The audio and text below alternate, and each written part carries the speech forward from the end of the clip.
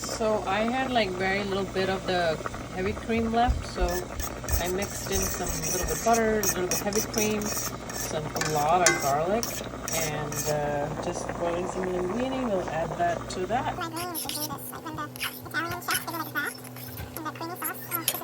So just an idea. If it still doesn't thicken up, I think there's nothing wrong with adding some Parmesan cheese. So I did that. Now bon appetit. Look at that. It's like not that soft, it's nice, I think. Yay, I'm getting better as an Italian chef.